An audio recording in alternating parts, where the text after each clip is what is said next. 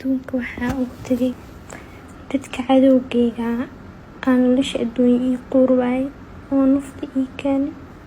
waxaa saacadihii u dambeeyay baraha bulshada ee Soomaalida qabsatay xaaskii hore ee Catoosh Yare oo saacado ka hor sun cabtay si ay nafta isku dhaafiso. waxay sheegtay inay nolosha ay ka rajo dhigtay. muuqaal dardaaran u eeg ayay barteeda Facebook soo dhigtay ka hor inta aysan cabin sunta. haddaba maxay tahay sababta ku kaliftay inay sun cabto? maxaa ku jira? maxaase laga ogyahay inuu rakaato uu isbuucyadan uu ku hayay saygeedii hore Catoosh Yare? barnaamijkana maanta ayaynu ku lafaguri doonaa. ha yeeshee daawada intayna barnaamijka u gudagelin, haddaad boggan Halhays Media aad ku cusub tahay folowdhe siina sheer gare ku soo dhawaada barnaamijka. waxaa saacadihii u dambeeyay baraha bulshada qabsatay muuqaal dardaaran u eeg oo ay soo dhigtay xaaskii hore ee Catoosh Yare Maslaxo. xaaskii hore ee Catoosh Yare ayaa caawa sun ku cabtay magaalada Muqdisho caasimadda Soomaaliya, iyadoo muuqaal iska soo duubtay baraha ay isticmaalaan gaar ahaan barteeda Facebook. muuqaalkaasi klibka ayaa ku faafay baraha bulshada sida TikTok iyo Facebook. sidoo kale waalidkay i dhalay Maslaxo ayay fariin dardaaran ah ayay haddaba u marisay. Maslaxo cabista sunta ayaa waxaa ku kalifay hanjabaado uga imanaya Catoosh Yare inuu muuqaal galmaa u ka hayo kuna faafin doono dhinaca baraha bulshada. Maslaxo ayaa waxaa la soo sheegayaa xaalad aad u liidata inay xilligan ay ku jirto.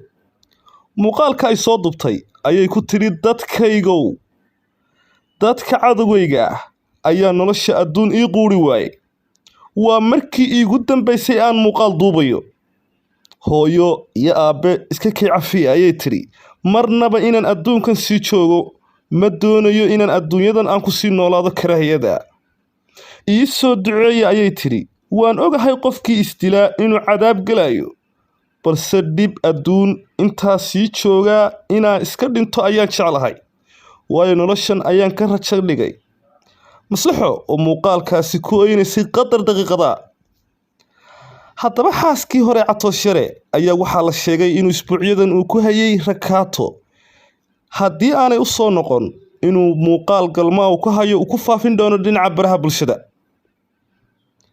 Maslaxo waxaa la sheegay in xaaladeedu ay liidato, haddana loola cararay isbitaalka Digfaar ee magaalada Muqdisho. waxaa la sheegay in ay cabtay sun badan si ay nafta isu dhaafiso. haddaba daawadayaal, waa kan muuqaalkii dardaaranka ahaa ee ay soo dhigtay barteeda Facebook. adduunka waxaa ugu tagay dadka cadowgayga aan nolosha adduunyo ii quurwaay oo nafta ii keenay. adduunkaydii kaan ii dhaafay, mar damba miya arkaysaan? hooyo iyo aabbo idinkana waxaan ii leeyahay iskii cafiya. waa jeclaan lahaa inay adduunkan ila joogo,